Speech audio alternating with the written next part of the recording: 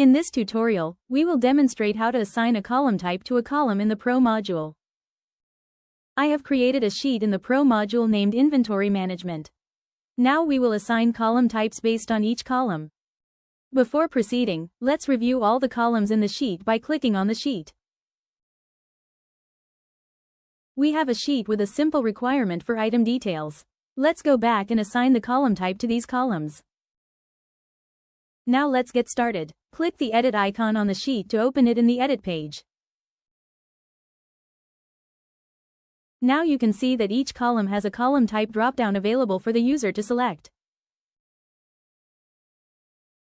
Now that we have multiple columns, we will assign the column type by clicking the dropdown button to view all available options.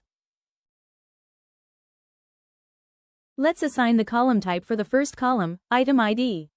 Since most ID values are numeric, we will select number as the column type.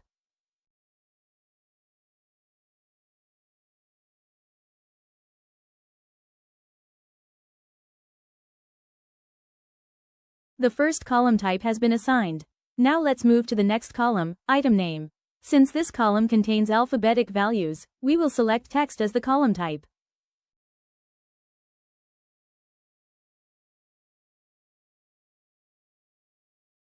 Now let's assign the column type for the next column, item quantity. Since this column will only contain numbers, we will choose number.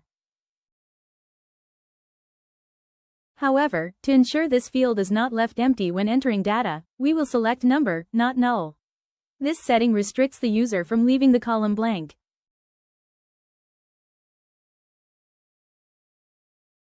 We have assigned column types to the first 3 columns. Next, let's move to the column date of entry. From the column name, we can understand that it will contain values in a date format. Based on this, we will select the appropriate column type. We can see that there are several date format column types, each with its own functionality. For this column, I will choose Date Selectable, as it allows the date to be entered by selecting directly from the calendar. Now let's move on to the next column, Vendor Email. From the column name, we can understand that it will contain email addresses. To ensure data accuracy, this column should validate the email format whenever data is entered. Therefore, we will choose the column type email, which enforces email validation. Once all column types have been assigned, click the Save icon to save your progress. Now let's enter data into the sheet to see how each column type validates the entries. Each column now validates the values being entered based on its assigned column type. For example, when entering data into the first column, item ID, which has been assigned the type number, the system will only allow numeric values. For the second column, item name, the assigned type is text. This means the system will allow the user to enter alphabetic characters, numbers, and special characters. Now let's move to the next column, item quantity. This column type is set to number, not null. It allows the user to enter numeric values but does not permit the column to be left empty. Next, we have the column date of entry. Its type is set to Date Selectable, which allows the user to enter a date by simply selecting it from the calendar.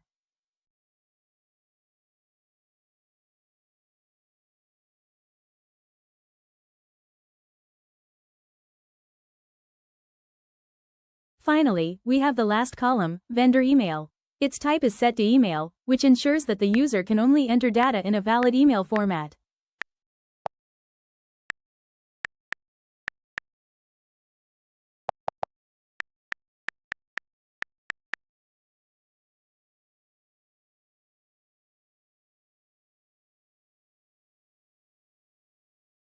Now save the data you have entered by clicking the Save icon.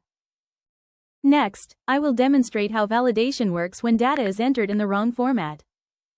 Let me quickly enter the data into the sheet.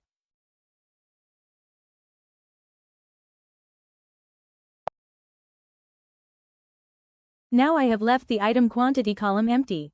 Since its column type is set to number, not null, the system will display a restriction when we attempt to save the data. For the vendor email column, the type is set to email. If I enter data that is not in a valid email format, for example, a date, the system will restrict the entry and prevent saving. This demonstrates how the system validates the values entered into each column against its assigned column type. I hope you now understand how to assign column types and how the validation works. See you in the next tutorial video.